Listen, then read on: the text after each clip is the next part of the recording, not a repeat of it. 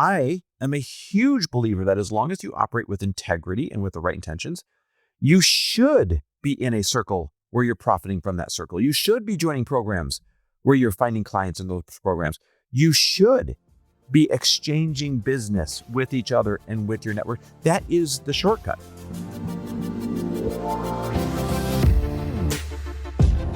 Welcome, everybody, to the Chris Harder Show, where we are making you unapologetic about your pursuit of success, knowing that when good people like you make good money, they can then do great things. My name is Chris Harder, and several times per week, I will bring you epic guests, solo episodes, and every single tool, trick, and skill set you need to grow your business, grow your money mindset, and to grow your wealth to levels that you have never reached before.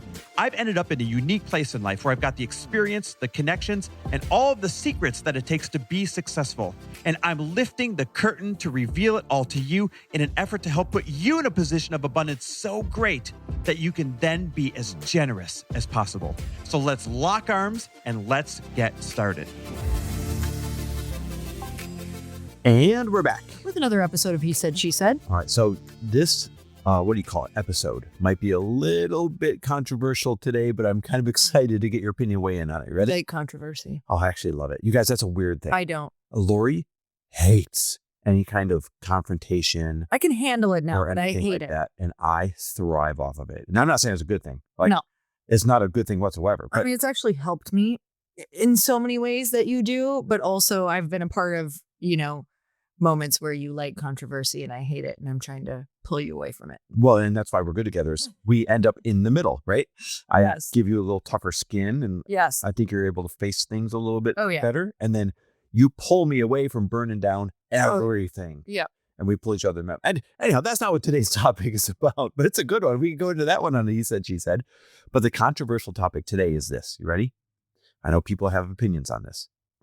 Is it okay to profit off of your network and your friends and like the programs that you join? Is it okay to join a mastermind and profit off of it? Is it okay to, come on one of our trips that we put on and profit off of it? Is it okay to, not only be friends with people, but then also profit off of it? What do you think?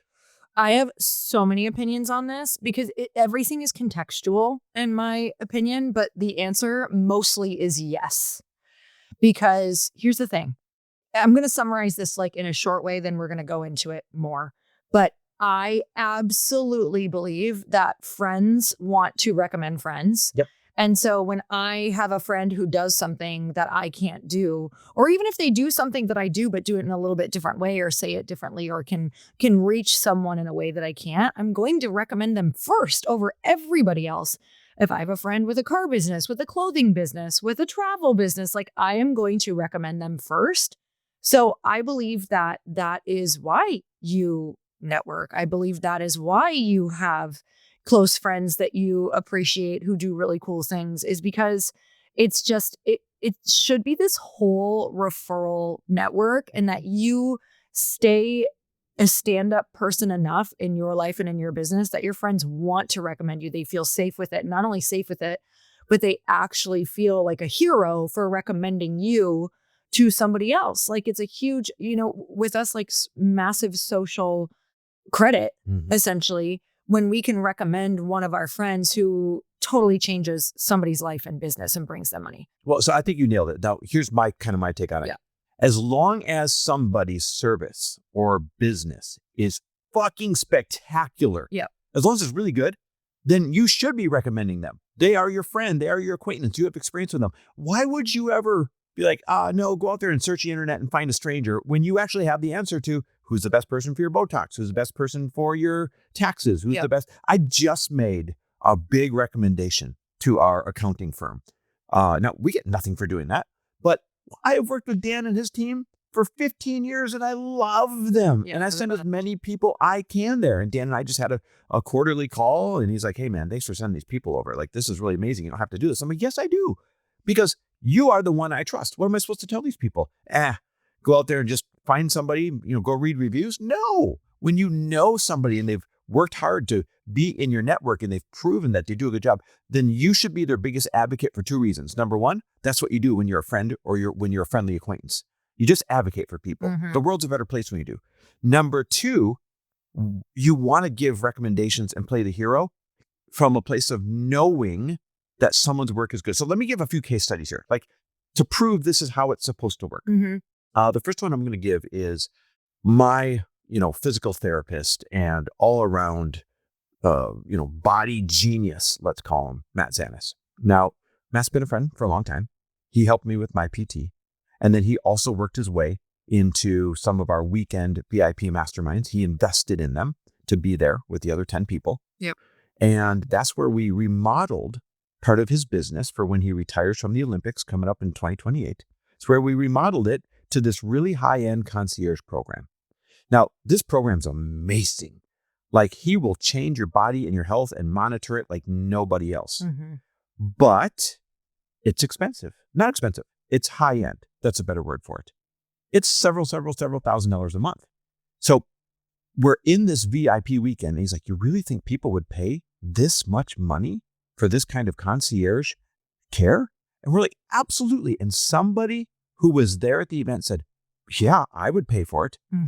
And then became a customer just a couple of weeks later at several $1,000s a month. And that was the proof that, wait, there's a program here. So he went on to max out the number of clients he can take because first he learned about it in the network. He had worked with me for a long time, so I knew that he was the best of the best out there. And then when opportunity met that preparation of, do you really think this is a program somebody would want? Somebody sitting there in the program said, yes, and I would buy it right now. And they did.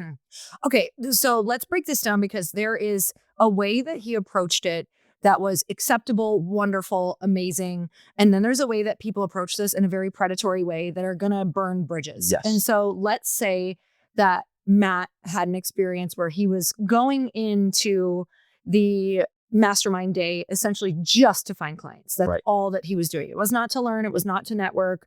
It was like, of course, it's great if you are good enough that you show up and you can find clients. But if you're going in specifically to close people and use that day and that experience to then continue and try to get people through the DMs nonstop and push them from a specific someone else's event and someone else's audience, that's when it gets a little predatory. So for an example, like let's pretend, which Matt is not this way at all. He's the most spectacular person. Good as it get. Let's pretend a version of him came in who Dark Matt, who sat at the table and essentially told everyone why they need him and then kind of cornered them at the event and was like, you really should work with me and here's why, and would pressure them at the event and then pressure them in the DMs. And then all of a sudden, Chris and I are like, oh man, this is ruining the experience for our people. This is not good. Then you have a weird conversation. And then he actually ruined the experience altogether for everybody. So now it becomes our responsibility to go have a conversation with Matt to say, hey, this isn't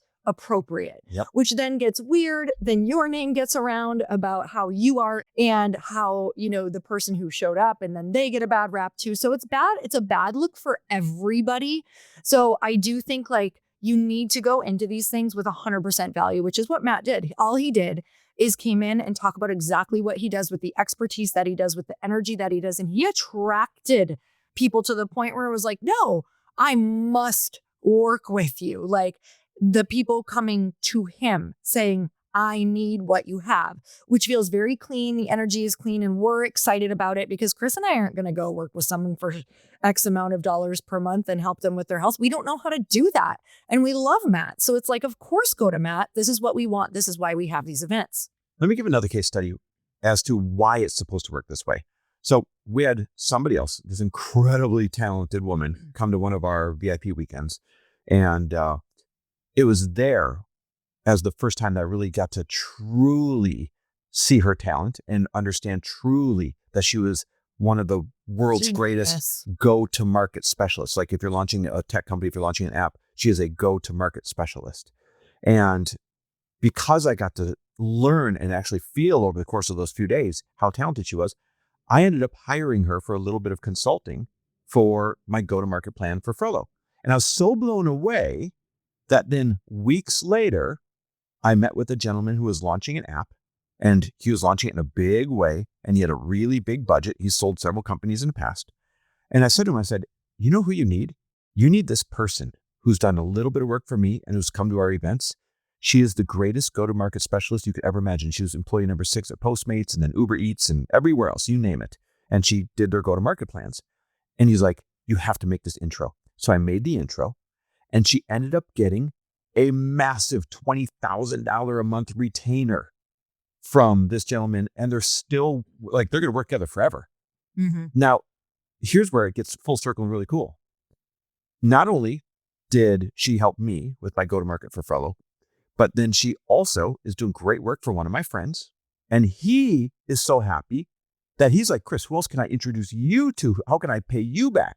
Like, I got this guy to go hire somebody I knew, and he's so happy with it that he's doing favors for me in the area here, introducing me to people that I need. But then it gets even better. So now, because we've all had such a good experience together, she is coming on my trip that's coming up, where we're going to spend 4 days snaking our way up to the southern coast of California, and is reinvesting into another one of our programs. So that money comes full circle. See how it works? Somebody invests into your network. They learn something. You learn something about them. You make some referrals, or you hire them. They make a bunch of money off those referrals. Then they can take that money and they can invest it in more of your programs. And it becomes this self-fulfilling circle of everybody winning. Everybody eats. Everybody eats. And feeds each other. Everybody eats. And that's the way it should be. So I am a huge believer that as long as you operate with integrity and with the right intentions, you should be in a circle where you're profiting from that circle. You should be joining programs where you're finding clients in those programs. You should be exchanging business with each other and with your network. That is the shortcut. And that's especially the shortcut when you have a circle or when you have a network that is really affluent and really successful, and everybody is doing well and everybody is looking to do well, and everyone has that mentality of, I want an equal energy exchange. So what are some do's and don'ts? Okay, I want to give you 3 do's and don'ts, and these are pretty much a perfect summary of how to walk into these things. So number 1 is to lead with value, not pitching. So do come prepared to contribute, to make introductions, to keep your Rolodex open, to share really useful insights whenever you know that you can contribute to something. Like, speak up, solve a problem, connect someone to somebody that you know without them ever asking for anything. And don't treat the room like a prospect list, though. So if you are going into a room and scanning for who you think is the most wealthy or most valuable or most connected person, and immediately going up and leading with a pitch whenever you talk to them, that feels so icky on the other side of it. Like, I have had this happen multiple times, and I will tell you that you almost feel used as that person, and it doesn't feel good. And that starts to create this weird energy in the room. Okay, so number 2 is create demand instead of chasing people. So you want to build credibility, curiosity, and you want to lead with generosity. You want to really think the long game. You want to have meaningful conversations.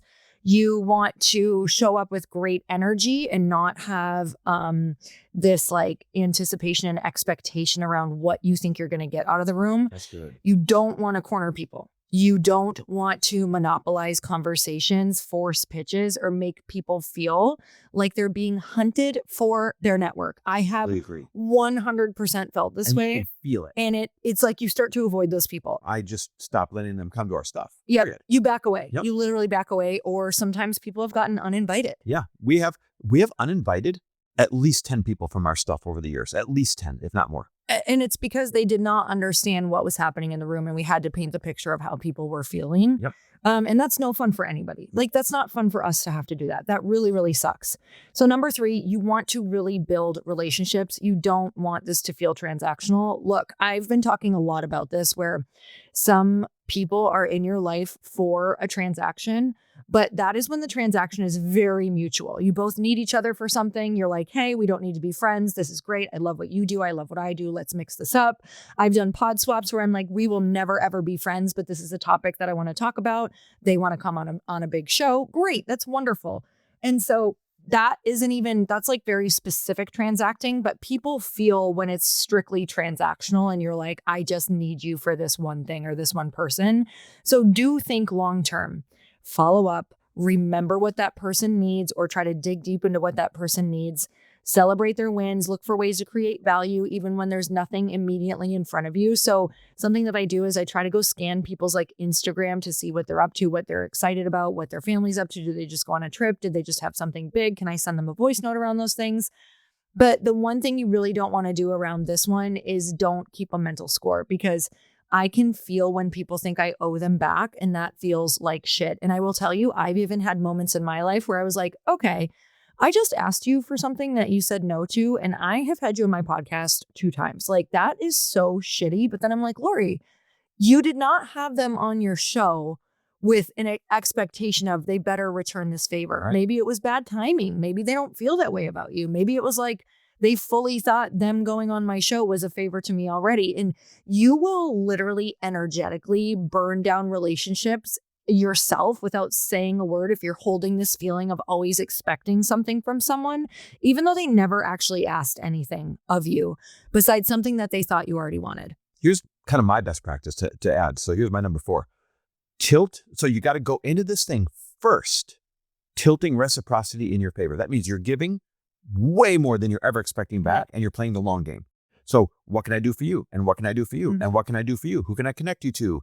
What can I hire you for? Etc. So first go in knowing that you're going for a imbalance on purpose, where you're giving more than you're getting at first. Yep. But then make sure you're ending in what I call an equal energy exchange. That is the formula right there. Start out giving more than you're ever receiving, but then make sure that over time it ends up in an equal energy exchange. Mm-hmm. And that is the key to properly profiting off of other people's networks. So listen, speaking of, we have 1 spot left. We could add another person to this amazing trip of 10-ish entrepreneurs, high performers, and executives that are snaking up the southern coast of California. Day 1 is meet cool people, where we're all going to meet and just bond using really cool, fun, chill ways of bonding the group. Great, the way that we deep do conversations. Yes. So day 1 is meet cool people. Day two is meet a cool founder, where we're going to, in Beverly Hills, meet a really cool founder and be able to have a neat experience. Day 3 is do cool things, just straight up having fun. Everybody having fun together and having a good time. When's the last time you did as entrepreneurs? And that's where the real bond is forged. And day 4 is set cool goals. Now that you have new conversations, new experiences, and a new circle of influence, how are you going to up-level your goals? Who's going to hold you accountable? Who's going to connect you to the right people, etc.? This is going to be the most beautiful, high-end, purposeful 4 days ever with really high-performing, cool people. The roster who's going is freaking awesome. So if you guys want to go, it's real easy. There's no fancy sales page. There's nothing like this. Hasn't had to be. Shoot me a text if you got my number, or shoot me a DM on Instagram at Chris W. Harder. We'll go back and forth. We can even jump on the phone if you want and see who would be a great fit for like this one last spot that we can fit. So can't wait. I'm going to do a lot of these trips. This is the first one. It's going to be the best one ever. Go ahead and just DM me at Chris W. Harder on Instagram. And we will see you next week. Thanks for tuning in. Thanks for listening, guys. Thanks for listening. And if you loved this episode and know of someone else who is as successful as they are generous, please pass them on to me. It would mean the world to me if you help me get this cause and this message out to as many listeners as I can. So please, if you liked what you heard, it goes a long way if you take 30 seconds and leave me a 5-star review and share this with your friends. I'll be forever grateful. And until the next episode, cheers to your success.